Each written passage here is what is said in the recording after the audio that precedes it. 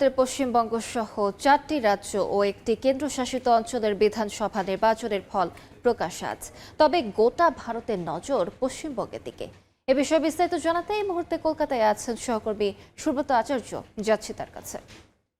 সুব্রত, এখনো পর্যন্ত যা ফলাফলের ট্রেন্ড, এটি কিন্তু প্রথম রাউন্ডের অর্থাৎ যেটি ব্যালট পেপারে যে ভোটগুলো হয় সেই ভোটের প্রাথমিক ট্রেন্ড, সেই ট্রেন্ডে কিন্তু এখনো পর্যন্ত যা দেখা যাচ্ছে তাতে প্রধান দুটো রাজনৈতিক দল অর্থাৎ বিজেপি এবং তৃণমূল প্রায় হাড্ডাহাড্ডি লড়াইয়ের ইঙ্গিত রয়েছে।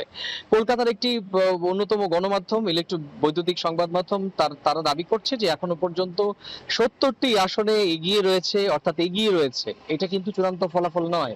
এগিয়ে রয়েছে বিজেপি এবং তার পাশেই 58টি আসনে এগিয়ে রয়েছে তৃণমূল কংগ্রেস। আমি আবারও বলছি যে এটি কিন্তু প্রাথমিক ফলাফলের ট্রেন্ড, অর্থাৎ আমাদের 77টি কাউন্টিং সেন্টারে যে গণনা হচ্ছে সেখানে সর্বনিম্ন যে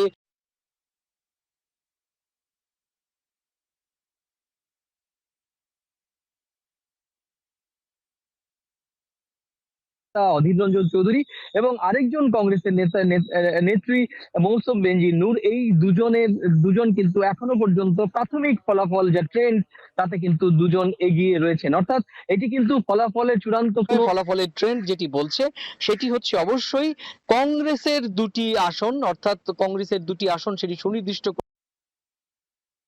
ট্রেন্ডের দিকেও যদি এগিয়ে যায় তবে কিন্তু নিশ্চিতভাবে বলাই যায় যে পশ্চিমবঙ্গে ক্ষমতায় আসার ক্ষেত্রে এখনো পর্যন্ত যে ট্রেন্ড তাতে দুটো প্রধান দল, শক্তিশালী রাজনৈতিক শক্তি তৃণমূল এবং বিজেপি, দুটো কিন্তু এখনো পর্যন্ত হাড্ডাহাড্ডি লড়াইয়ের ইঙ্গিত হয়েছে। এবং একই সঙ্গে এইবার কিন্তু যেটি আশা করা হচ্ছিল কংগ্রেস এবং বাম তারা খাতা খুলতে পারে, সেই ইঙ্গিতের দিকে কিন্তু এখনো পর্যন্ত প্রথম 1 ঘন্টার যে ফলাফলের ইঙ্গিত সেটি কিন্তু পরিষ্কার আভাস দিচ্ছে। আপনাদের জানিয়ে রাখি যে সকাল 8টায়, ঠিক ঘড়ির কাঁটা যখন সকাল 8টা বাজে, তখন কিন্তু পশ্চিমবঙ্গের 77টি কাউন্টিং সেন্টারে দুটো প্রধান দল, শক্তিশালী রাজনৈতিক শক্তি তৃণমূল এবং বিজেপি, দুটো কিন্তু এখনো পর্যন্ত হাড্ডাহাড্ডি লড়াইয়ের ইঙ্গিত হয়েছে। এবং একই সঙ্গে এইবার কিন্তু যেটি আশা করা হচ্ছিল কংগ্রেস এবং বাম তারা খাতা খুলতে পারে, সেই ইঙ্গিতের দিকে কিন্তু এখনো পর্যন্ত প্রথম 1 ঘন্টার যে ফলাফলের ইঙ্গিত সেটি কিন্তু পরিষ্কার আভাস দিচ্ছে। আপনাদের জানিয়ে রাখি যে সকাল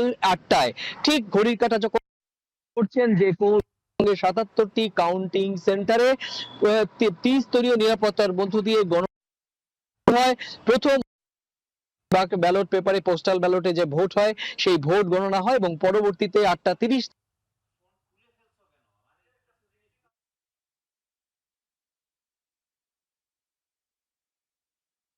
থাকা সে সংক্রান্ত সবশেষ তথ্য। যুক্ত ছিলাম কলকাতায়।